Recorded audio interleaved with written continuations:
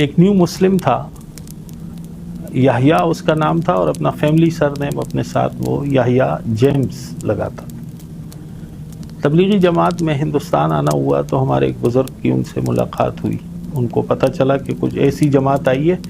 کہ اس میں 5 مفتیان کرام ہیں اور کچھ لوگ ہیں۔ تو دہلی کے قریب کسی علاقے میں وہ جماعت تھی،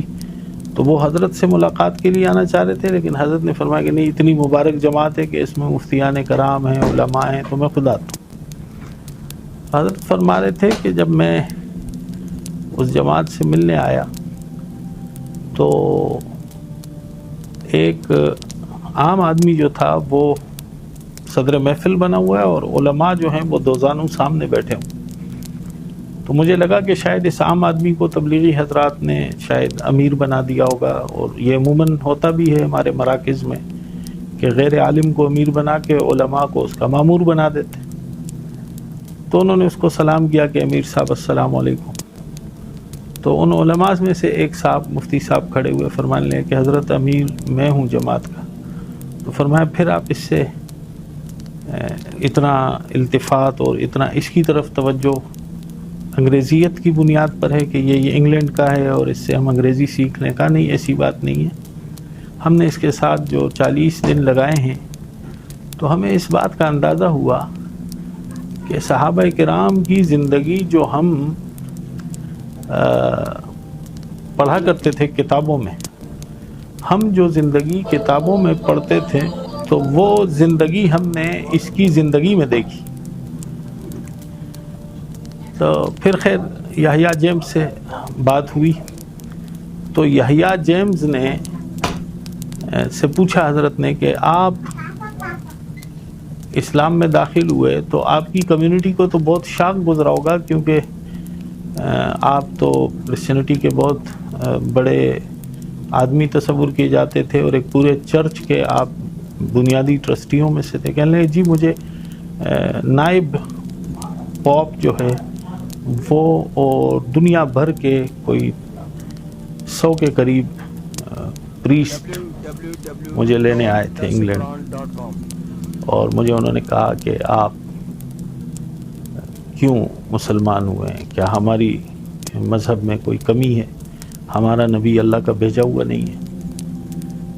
تو یحییٰ جیمز نے ان پریسٹوں کو ایک عجیب سا جواب دیا جو میری گفتگو کی تائید ہوگی انشاءاللہ اس سے۔ وہ یہ جواب دیا کہ اس نے کہا بھائی بات یہ ہے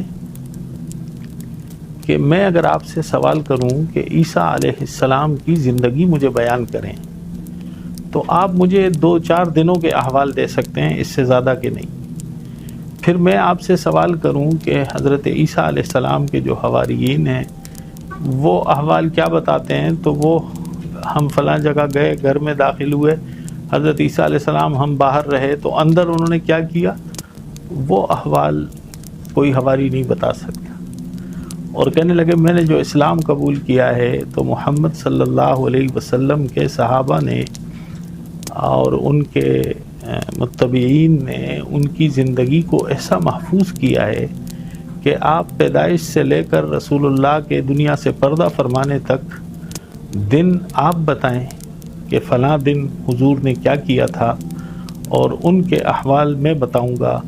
کہ انہوں نے اس دن کون سا لباس پہنا تھا، کیا چیز کھانے میں کھائی تھی، کس سواری پر سفر کیا تھا، کیا کیا امور اس دن سر انجام دیے تھے۔ مقصد یہ تھا کہ رسول اللہ کی پوری زندگی محفوظ ہے۔ تو یہ جو زندگی اللہ نے محفوظ کرائی اور یہ انتظام اللہ نے صحابہ کے ذریعے کروایا کہ آپ کے گھوڑوں کے نام، آپ کے خچروں کے نام، آپ کی تلواروں کے نام، آپ کی استعمال میں آنے والی ایک ایک چیز، اور آپ کا لباس، آپ کا اوڑھنا بچھونا، کھانا پینا، یہ ساری چیزیں اللہ نے محفوظ کروائیں تاکہ یہ قیامت تک کے لیے یہ سلسلہ چلتا رہے۔ تو یہ مقصد تھا میرا کہ رسول اللہ صلی اللہ علیہ وسلم کی بعثت اللہ پاک نے اس لیے فرمائی کہ آپ قیامت تک کے انسانوں کے رہنما ہیں، اور قیامت تک کی انسانیت کے ہدایت کے ذمہ دار، اور قیامت تک کے انسانوں کو اللہ سے جوڑنے کا طریقہ یہ اللہ رب العزت نے آپ کے ذریعے پوری دنیا کو دیا، اور یہ انشاءاللہ چلتا رہے گا۔